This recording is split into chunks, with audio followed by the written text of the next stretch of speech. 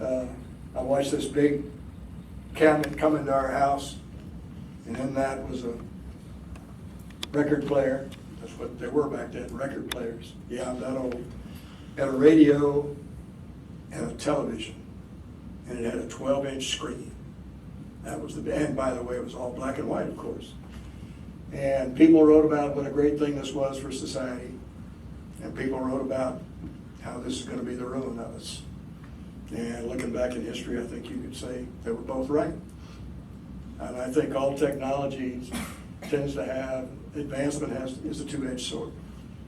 I buy your thought, Dr. Nash. And so I was, Mother's Day, I went to a restaurant, happened to pull up in a spot right in the front. There was a family of 4 on the bench. Kids were about 10 and 12, mom and dad, all 4. Mother's Day, all 4 on their cell phones, looking down at their cell phones. I think you heard my story of the Rockhurst students. A friend of mine was talking to the professors about the new freshman class, and they had 2 general comments about them. One was their technological skills were off the charts. They were just dazzled by them.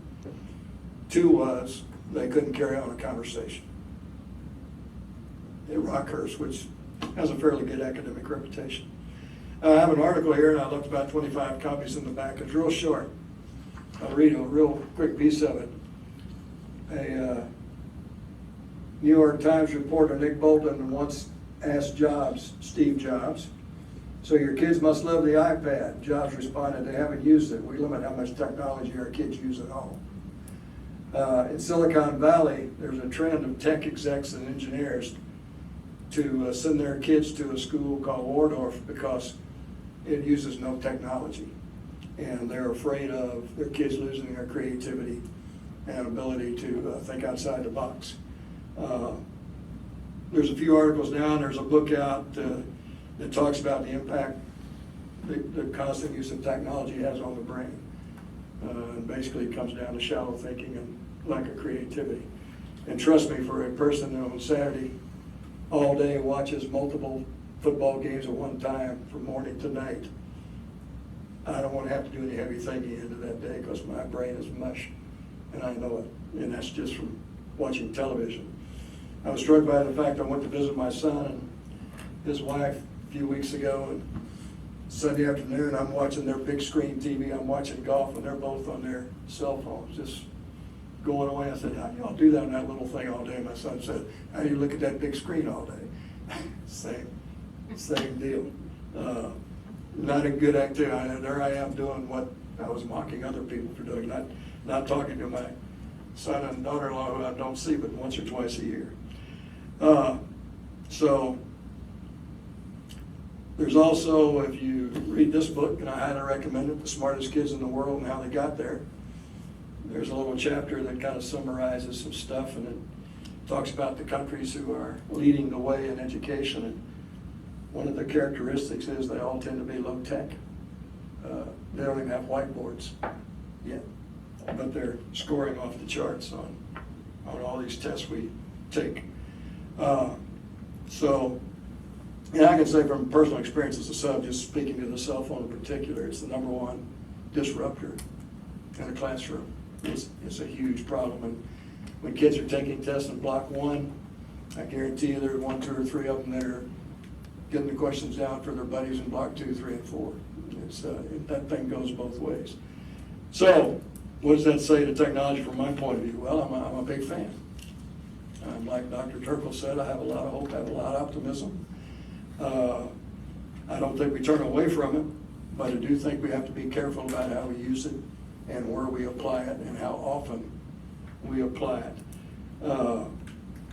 As a management consultant in the last 5 or 10 years of my work, one of the biggest problems in which I run into and try to work with is the use of email. I should say the misuse of email. People are trying to use email to replace conversations, and you cannot do that. Emails for information, setting up an appointment, giving out a message. But if any place you need to ask questions or have thoughts or get a response, you need to have a conversation. Preferably live, but at least on the phone. So when it comes to in particular to the technology report tonight, I appreciate the hard work. I wrote down goal 1, great. Goal 2, great, especially for professional development teachers. And goal 3, you kind of took away some of what I think Dr. Turkle was talking about, that technology can't negate people or place. So it's kind of how we do it.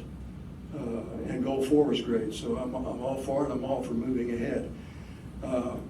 I think technology can help us break the grade barrier, where kids can use it along with good teaching to advance. They're smart enough to be in 6th grade and they're in 3rd taking math. They should be in a 6th grade class taking math, or online taking math, kind of thing. But I think there's kind of maybe 2 or maybe 3 issues. One is we need to do something about cell phones, or at least have the conversation. 2, they've got to follow through on Dr. Nash's thoughts, that it is a resource, it is an addition to, it is not a replacement to our teachers. One of the other things about these systems is the importance of teachers in those systems and how they rank.